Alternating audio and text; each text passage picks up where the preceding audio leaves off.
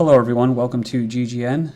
Today is Friday, April 19th, 2013, and I'm Darko. Alright, so this is kind of a one news video, I guess a special broadcast. Not very all that special though, because what?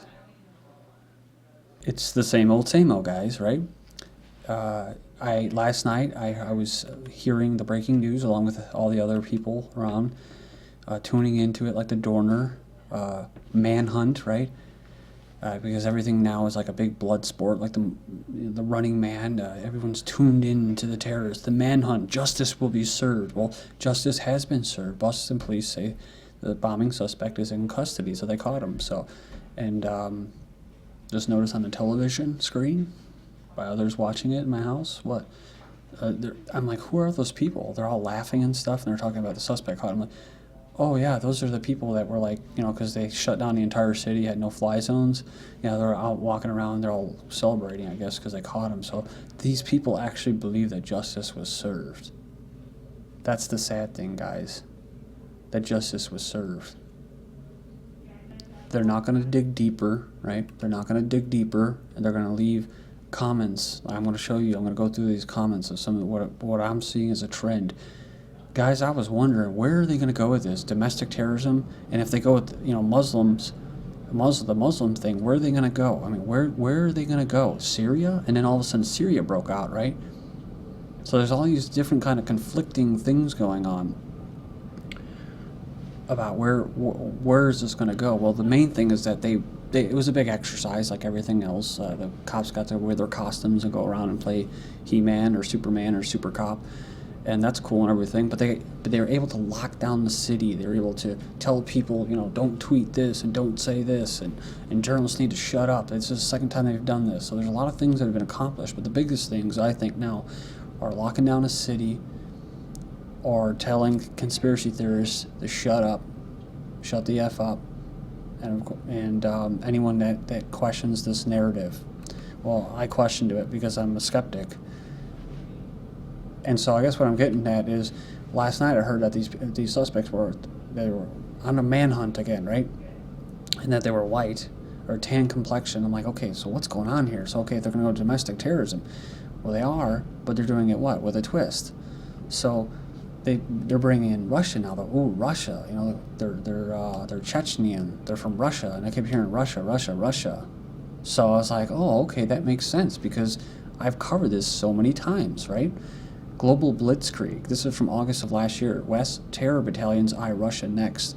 Reuters lays groundwork for Western support of al-Qaeda terrorists in Russia's Caucasus regions, while the U.S. openly with the U.S. openly supporting army and literally cheering for al-Qaeda in Syria, it would be no surprise that their support for al-Qaeda's other operations is now slowly revealing itself. For decades, brutal terrorist campaigns have been carried out in Russia by al-Qaeda's Caucasus Mountains faction, constituting the backbone of the so-called Chechen rebels.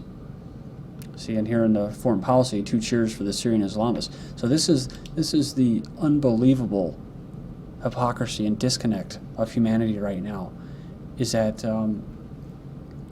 they won't make the connection that the United States is funding and aiding terrorists, the same Salafis, Wahhabis. Actually, I've seen videos on the ground from Russia and Syrian media, I think even some Lebanese media on the ground with the Syrian Arab army, saying these snipers are from they're like from Libya. They've mentioned Libya, they said Turkey,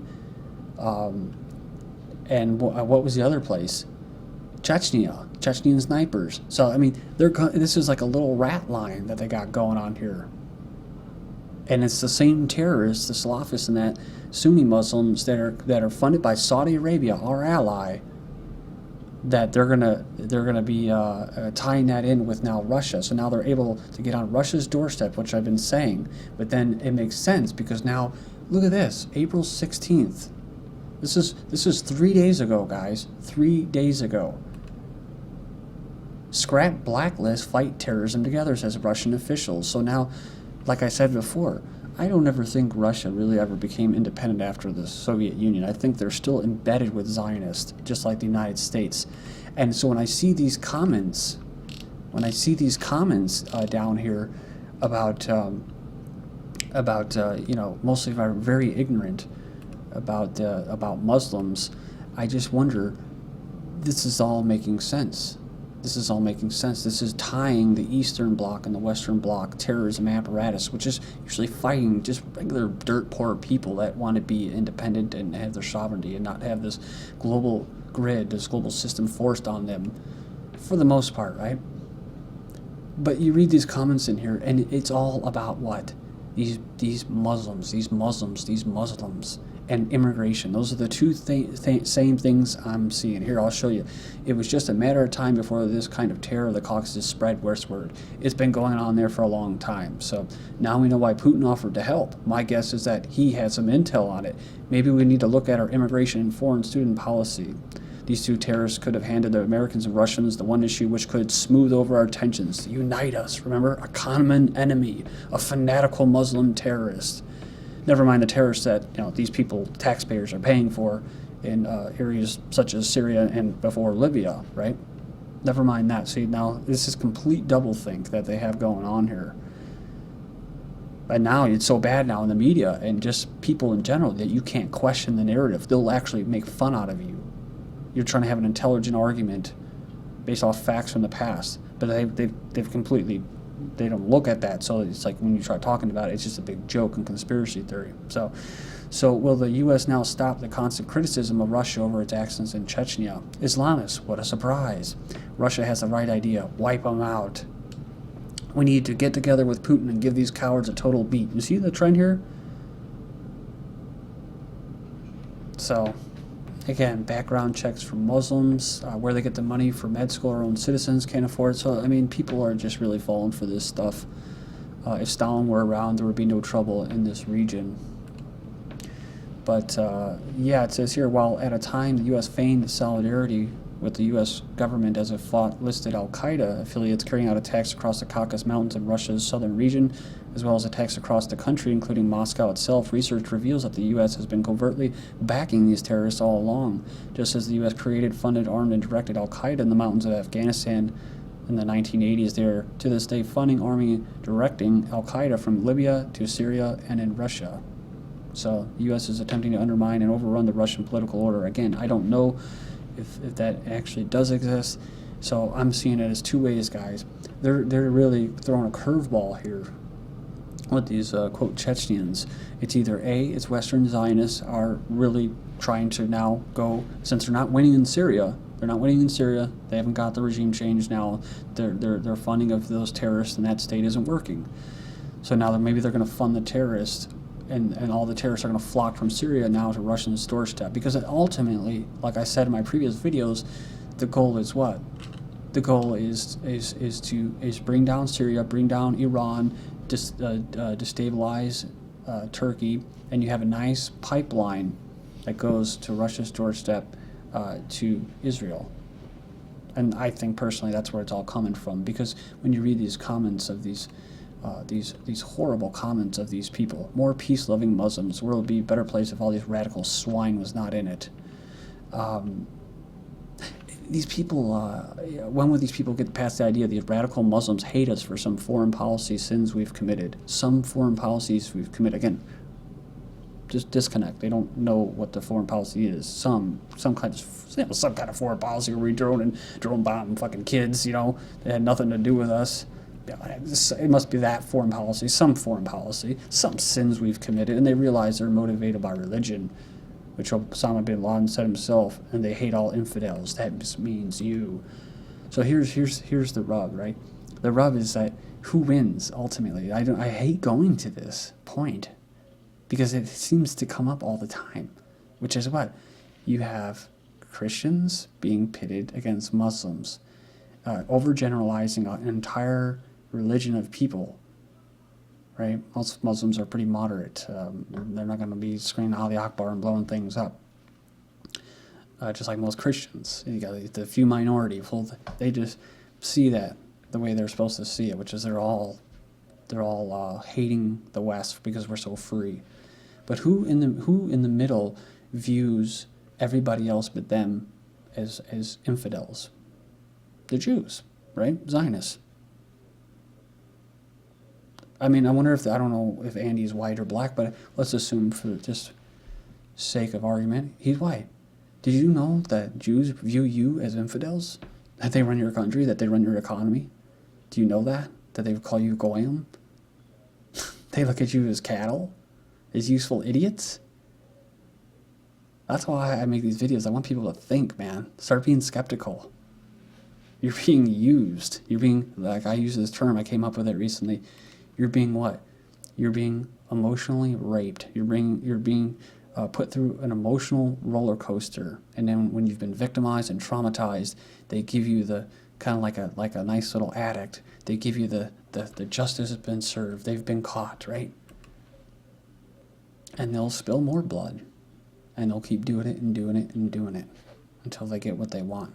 I'll post these links. There's not a lot, but Bombshell, U.S. neocon, State Department behind terror wave in Russia. Barbarians at the gate as terrorism, the U.S. and the subversion of Russia go on.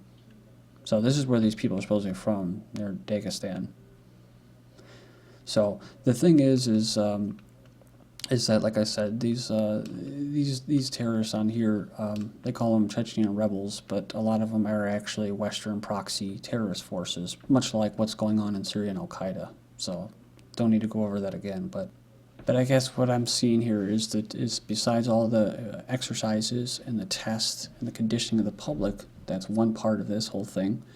The second one is the Western powers are able to move up to closer to Russia's doorstep, because wherever the U.S. wants to go, they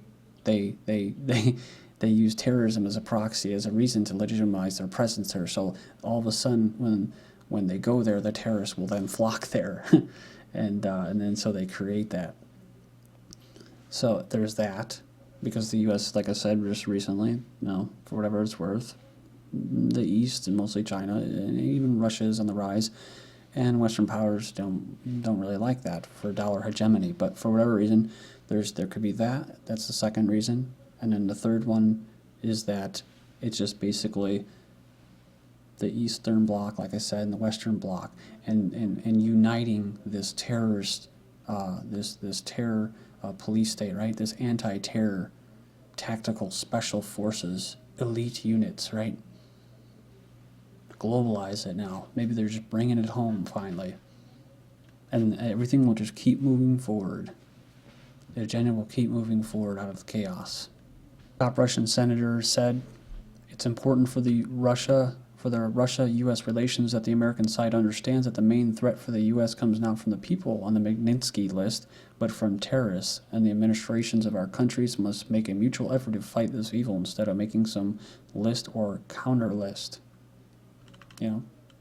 Who knows? That's the thing. It's like maybe Russia has their own proxy terrorists like Al-Qaeda. Maybe the Chechens are their own Al-Qaeda, their eastern version of Al-Qaeda, and this is their way of getting back at us.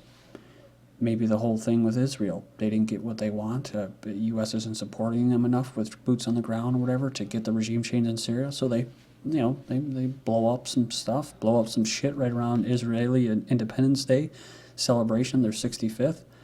And all of a sudden, right after that, what happened? All of a sudden, the U.S. now deploying 200 troops from Syria to the Jordan border, or to the Jordanian-Syrian border. They already had troops there, we know that, but around 20,000. But so they're doing that, they're listening. So, who knows? It's just trying to talk with other people. It's like a dead end. You get, like they're emotionally raped. So you try talking about it logically and rationally with people, and then what? And it becomes emotional, and you get nowhere. So it's frustrating. I think a lot of us are getting fatigued with these. Even us in alternative media are getting fatigued. Even as we could see the bigger picture, we at least acknowledge that we don't know all of the truths, whereas the people we're trying to argue with or make an argument with, right? What? They think that they know everything. They don't have the bigger picture, but they think they know everything. Whereas we have the bigger picture, but we at least realize we don't know everything. But we're willing to question it. So we're living in a scary time, guys. Who knows how much longer I'll be living. I expect at least until 2050. And it is going to be like Dread. It is going to be like all the sci-fi movies that we've seen. Unfortunately.